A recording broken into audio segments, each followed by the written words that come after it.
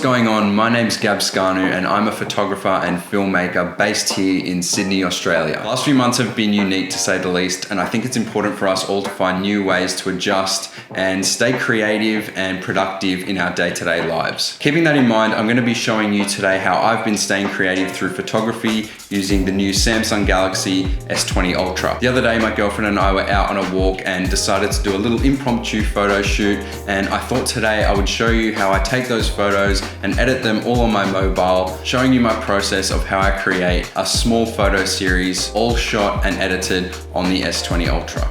If you're a fellow photographer out there, I'm sure you're familiar with the program Lightroom, and if you're not, you can download it for free on your mobile device, and it's the program that we're going to be using today to edit our photos taken on the S20 Ultra. So without further ado, let's get stuck into today's session.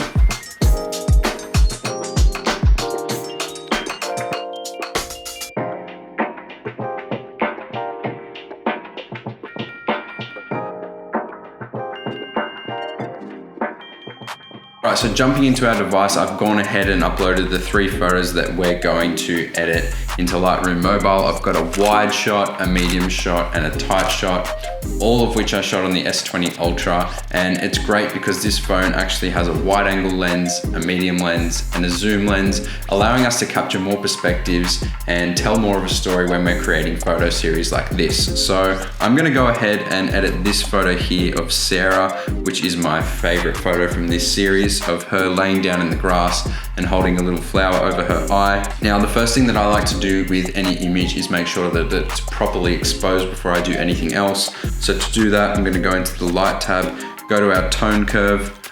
I'm gonna keep these shadows pretty low.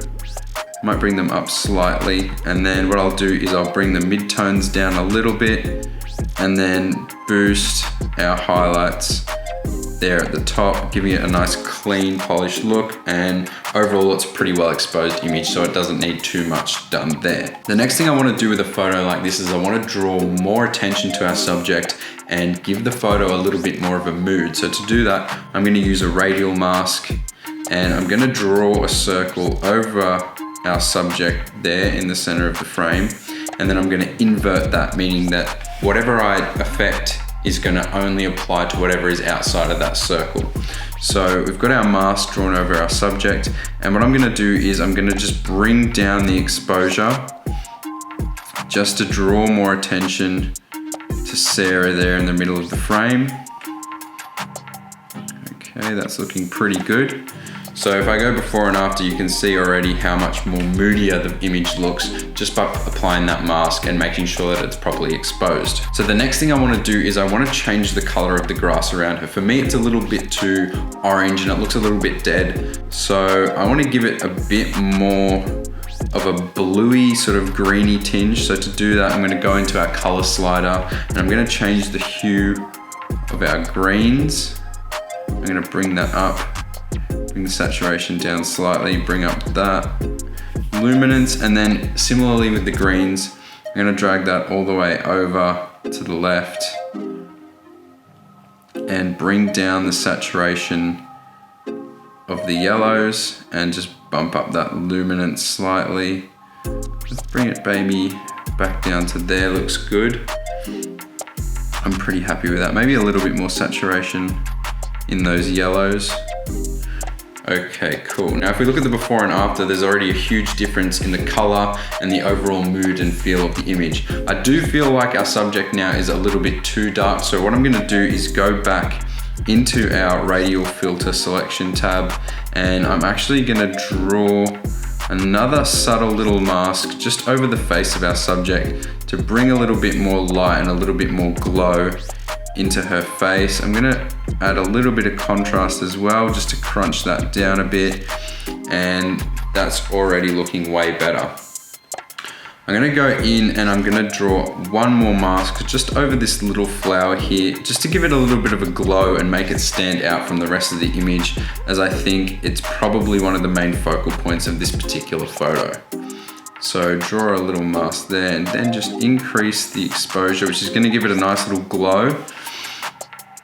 Bring down the shadows and bump up the contrast slightly so it's not too overexposed. Done.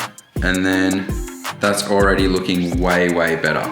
Now, the last thing that I'm probably gonna do here is just sort of bring a little bit more life and saturation into her skin tone. So I'm gonna go back into the color tab. If I affect the orange slider here, you can see that it's affecting her skin. So I'm gonna bring a little bit more warmth and a little bit more saturation just into her skin there, which is looking really nice. Done. And I might just actually bring a little bit more light into our image with that radial filter. There. So if you look at the before and after of this image, it's a huge difference. This was shot using the Pro mode on the S20 Ultra, and it's allowed us to affect all the colors and the exposure of our image and give it a really nice, clean, professional look without actually damaging the image or losing or sacrificing any quality in the photo here. So I went ahead and edited the remaining 2 images using the same techniques and settings that we did in the first image that we edited together in order to give all of our photos a nice, consistent, clean look.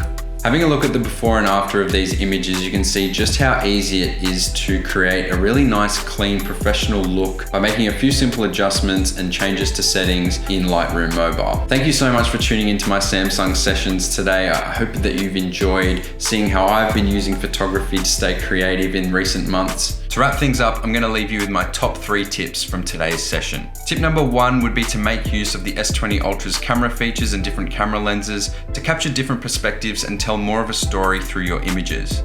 Tip number 2 would be to make sure that your images are properly exposed before editing, as it's gonna make it a lot easier to apply color and various effects later on.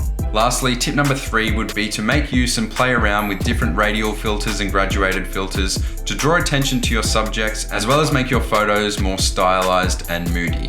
Thanks so much again for watching, and I'll see you next time.